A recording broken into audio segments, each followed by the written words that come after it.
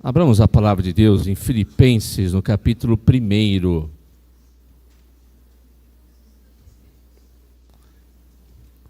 Filipenses, capítulo 1, dos versículos 3 a 8. Filipenses, capítulo 1, 3 a 8. A palavra de Deus nos diz o seguinte nesse trecho: Dou graças a meu Deus por tudo que recordo de vós, fazendo sempre com alegria súplicas por todos vós em todas as minhas orações, pela vossa cooperação no Evangelho desde o primeiro dia até agora.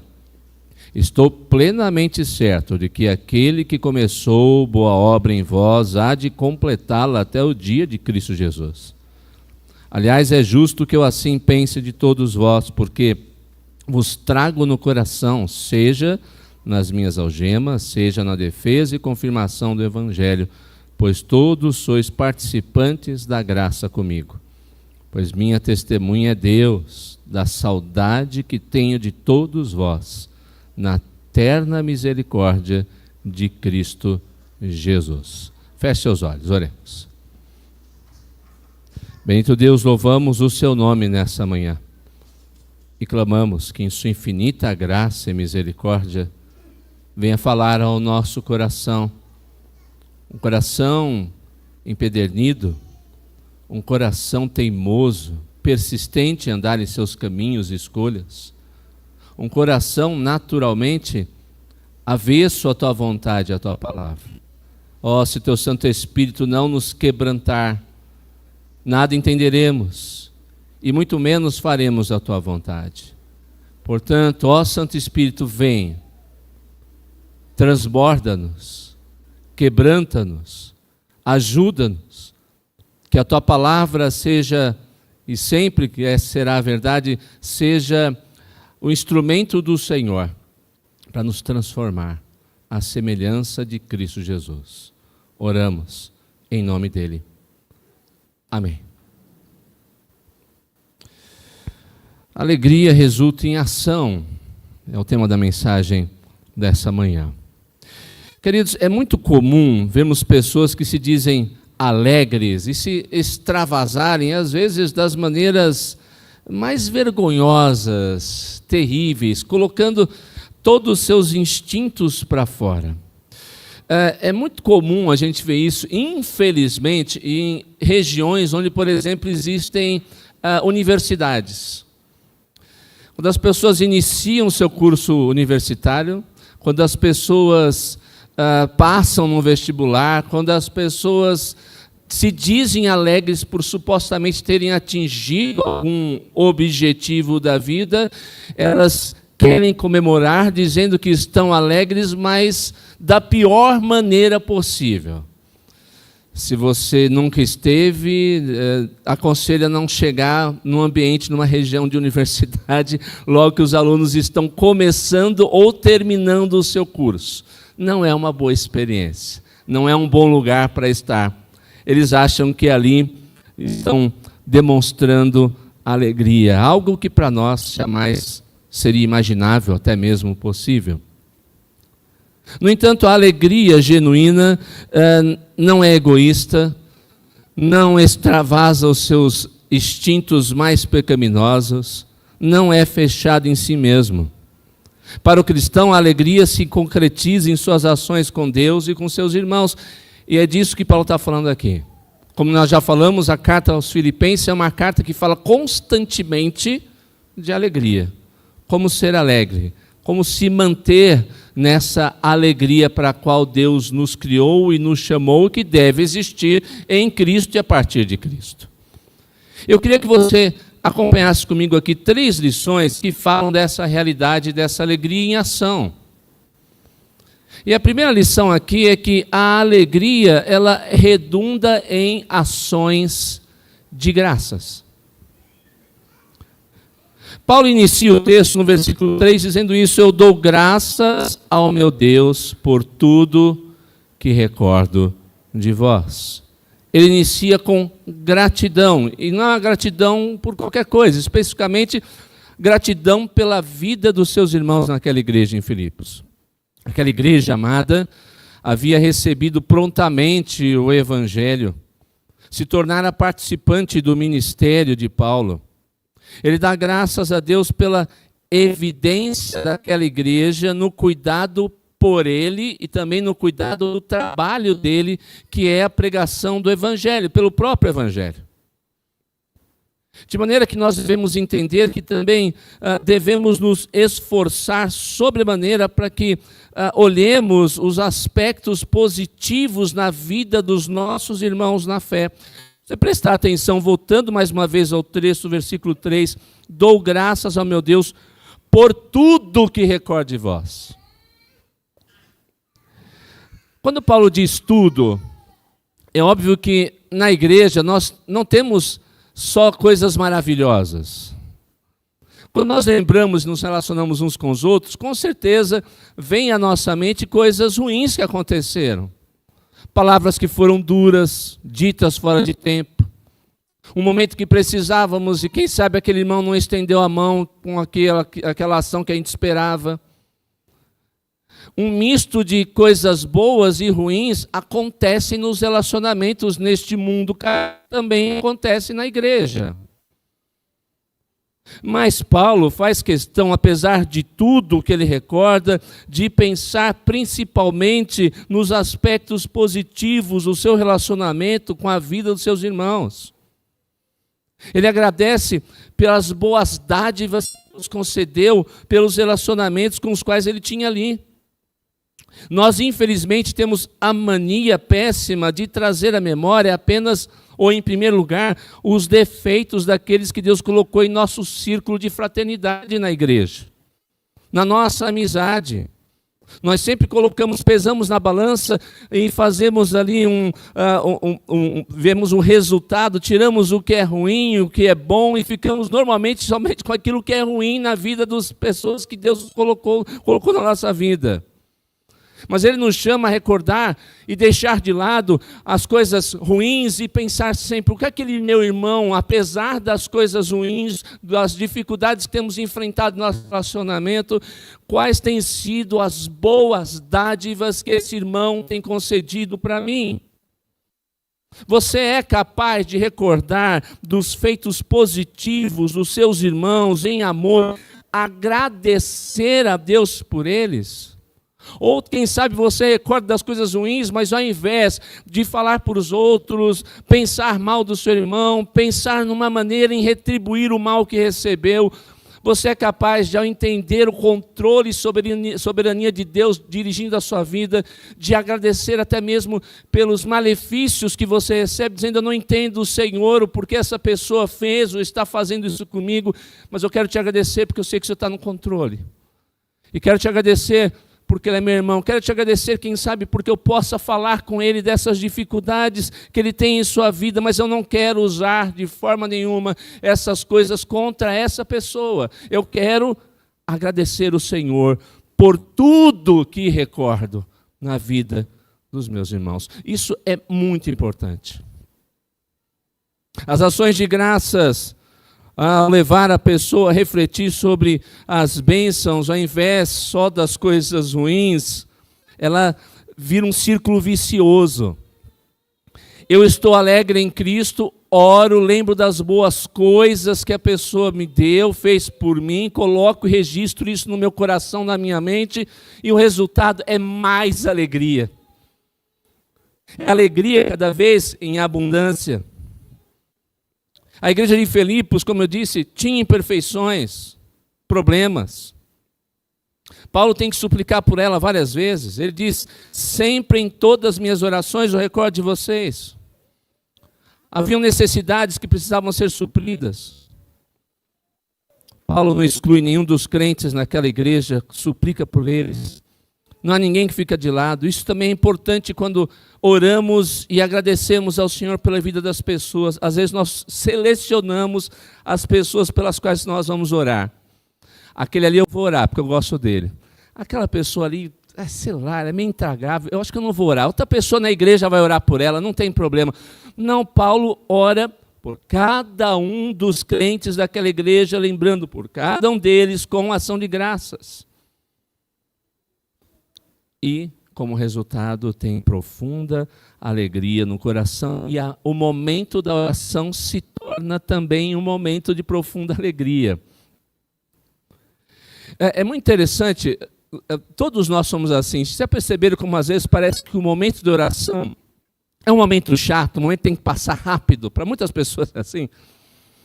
A gente pega a Bíblia, bom, agora é o momento de oração, deixa eu ir rápido aqui que eu estou com pressa, eu tenho que ir para o trabalho, e ora, e às vezes parece que é um momento chato, cansativo.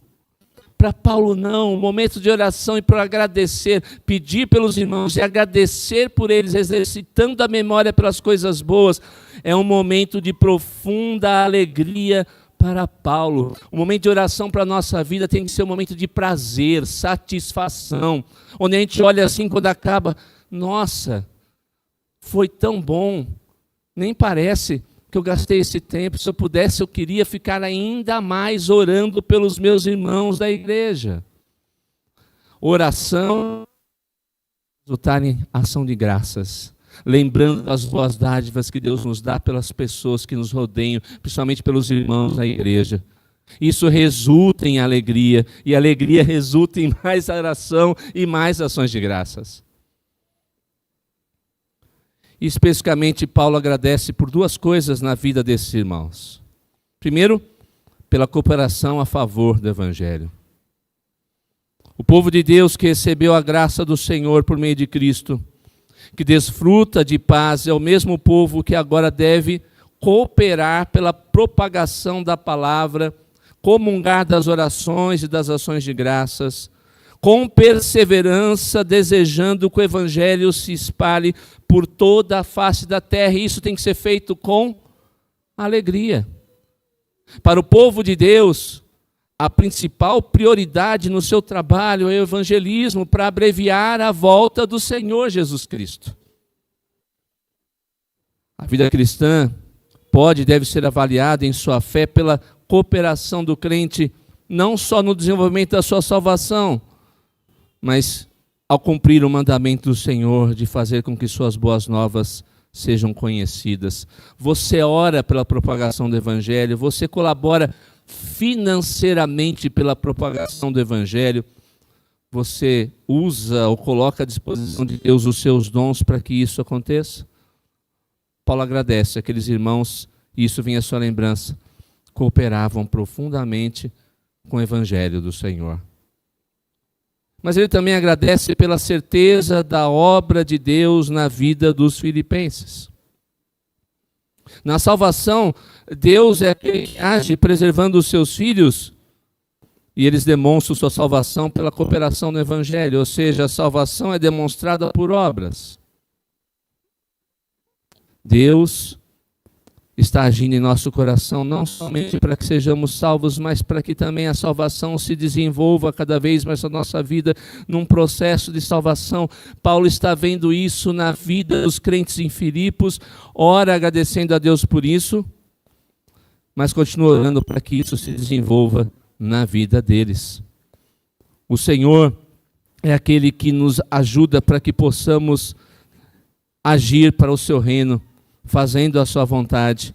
E isso, para o obreiro que está no reino de Deus, pregando a palavra do Senhor, é motivo de profunda alegria. E esse deve ser o grande motivo de alegria para nós, quando nos vemos cooperando com o Evangelho e a salvação sendo desenvolvida em nossa vida. Paulo agradece a Deus porque essas coisas estão acontecendo na vida dos irmãos em Filipos. Nós podemos ver essas coisas acontecendo em nossa igreja local, cooperação no Evangelho. Nós podemos ver a salvação se desenvolvendo em cada um de nós. Estamos lutando para que isso aconteça. Isso tem que ser motivo de profunda alegria em nosso meio, em nosso coração, em nossas orações. Segunda lição, a alegria de Paulo é uma alegria que redunda não só em ação de graças, mas em oração intercessória. Paulo ora por eles, suplica profundamente a Deus por suas vidas. E essas orações de Paulo têm algumas características específicas e edificantes. Primeiro, a oração de Paulo é contínua, não para. Nós às vezes oramos por algumas pessoas, né? Vamos orar por aquela pessoa, por exemplo, ela voltar para a igreja, ou porque ela não é madura na fé, ou porque ela tem algum problema, ou porque ela não se relaciona bem conosco, nos trata mal o tempo todo. A gente ora uma semana, ora um mês, 2 meses, 1 ano, daqui a pouco, não dá mais, deixa eu riscar aqui do meu caderno de oração ou da minha mente, porque eu já orei demais por essa pessoa. Paulo está nos orientando, ensinando que nós, quando oramos por alguém, fazemos sempre com prazer e alegria, mas de maneira contínua, sem desistir.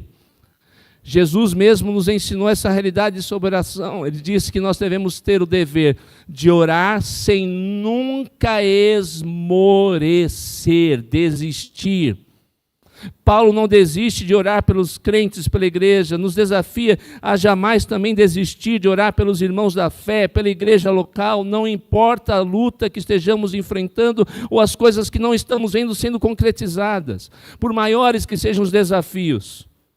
Maior deve ser a insistência dos filhos de Deus em orar uns pelos outros. Quanto maiores forem as barreiras, mais devemos dobrar os joelhos suplicando por aquilo que nós estamos vendo como profunda dificuldade. Por mais que pareça tardar um pedido de oração, é por ele que nós devemos clamar ainda mais ao Senhor. Outro aspecto dessa oração alegre de Paulo é que ela era abrangente.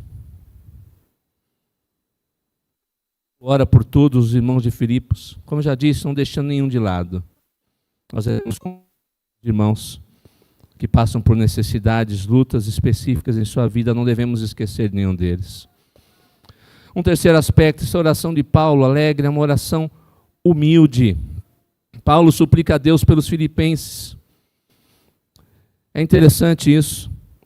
Nós vemos hoje em dia tanta gente, em tanta igreja, ordenando o que Deus deve fazer, o que Deus não deve fazer, exigindo de Deus coisas que não deveriam exigir, dizendo como Deus deve agir ali, acolá, em que momento. Mas Paulo não. Os crentes que se enchem de alegria em seus orações, ou em seus corações, perdoe-me, são humildes em todos os aspectos, inclusive na oração. E na oração que nós então contemplamos um coração profundamente humilde e dependente do Senhor. Quando nós oramos e dependemos de Deus, estamos dizendo, eu não posso nada, só o Senhor pode tudo. E isso demonstra absoluta humildade e dependência de Deus. Em quarto lugar, nós temos mais uma vez um círculo vicioso da alegria que leva à oração e a oração que leva à alegria. A oração de Paulo é alegre. A alegria que leva à oração torna nossas orações um momento de profundo prazer. Como é bom ter boas recordações, dirigir ao Deus que tudo ouve com profunda alegria. Paulo tem esse sentimento pelos irmãos. É melhor orar a Deus com profunda alegria em todo o tempo, antes que os dias maus cheguem e tenhamos dificuldades em nos lembrar pelo que orar por muitos e muitos deles, pois o dia mau chega. E a gente às vezes vai orar gemendo, vai orar com lágrimas nos olhos. Mas ainda assim Deus vai fazer com que a alegria desponte em nosso coração.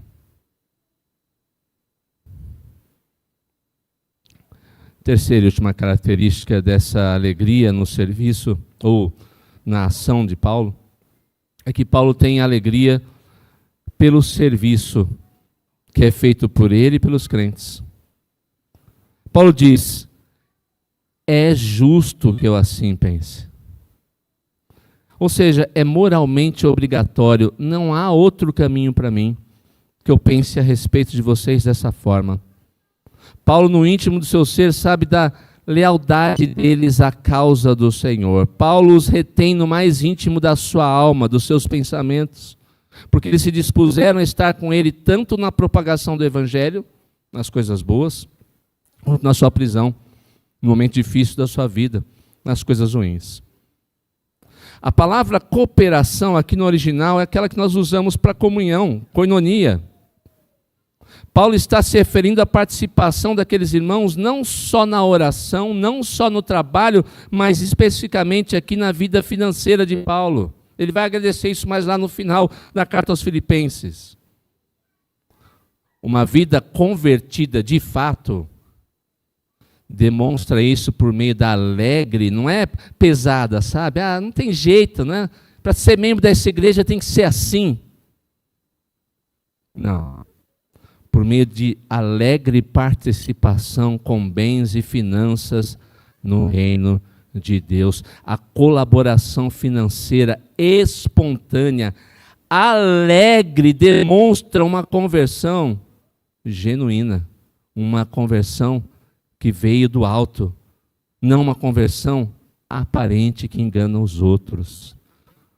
Um pastor amigo meu dizia o seguinte: um dos primeiros sinais de uma verdadeira conversão é quando o bolso da pessoa é convertido também.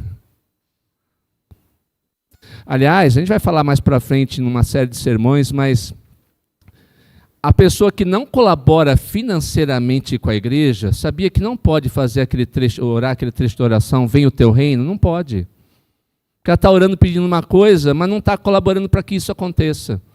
Então, se você não colabora financeiramente e de maneira alegre com a igreja, podendo fazer isso, obviamente, não faça mais esse trecho da oração do Pai Nosso, porque você está mentindo para o Senhor. Você não quer que o reino dele venha. O seu reino é aqui agora. O seu Deus é o dinheiro. E a sua alegria está nisso. E não no Senhor que dá todas as coisas para você. E para que isso fique ainda mais claro, que Paulo não está mentindo ou está exagerando em seus sentimentos, ele vai usar essa própria lei, a própria lei do Senhor, dizendo, eu não minto. Por que ele usa essa expressão? Porque ele lembra do mandamento que diz, não tomarás o nome do Senhor teu Deus em vão e também não lançarás falso testemunho contra o teu próximo. Ele está se colocando debaixo de Deus e da possível maldição ou bênção de Deus. Se ele estiver mentindo, ele está dizendo, eu não estou mentindo de forma nenhuma. Eu amo profundamente a vocês, principalmente porque eu vejo o amor de vocês e esse amor é demonstrado no serviço e na participação de vocês. Quer demonstrar amor? Sirva e sirva com tudo que Deus concede a você. E faça isso não de qualquer jeito, com alegria profunda no coração. Ei Senhor, ei meu Deus, eu estou alegre porque eu estou participando do sustento da tua obra. Não há nada que seja um maior privilégio para a minha vida do que isso. Paulo tem um amor profundo por aqueles irmãos, do profundo. Aqui a ideia do profundo é estranha, né? Do fígado. Lá do fígado, da profundeza de todo o meu sentimento. Eu amo vocês, porque eu recordo daquilo que vocês têm feito. O serviço é o que nós devemos demonstrar também. Paulo via isso nessa igreja. Se estamos alegres, participamos, servimos, colaboramos com o reino de Deus, com a vontade do Senhor.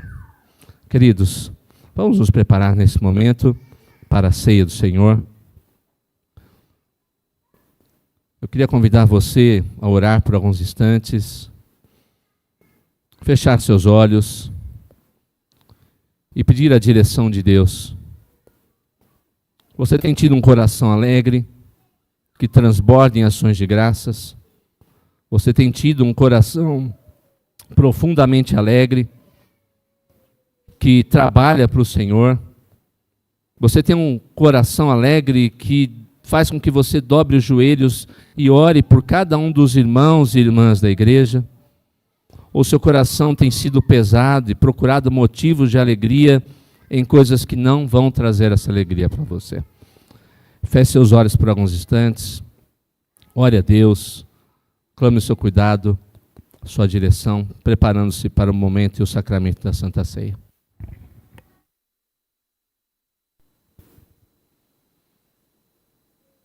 Pai Celestial, Senhor nosso Deus que nos comprou pelo precioso sangue do Salvador Jesus Cristo, queremos clamar nessa manhã pelo Teu perdão. Porque muitas vezes nos encontramos insatisfeitos. A nossa alegria é buscada em coisas circunstanciais que não podem, de fato, ó Deus, trazer aquela alegria que só o Senhor pode dar. E uma alegria, ó Deus, que resulta em ações de graças pelos irmãos, que resulta em joelhos dobrados que clamam pelo teu favor e pela igreja.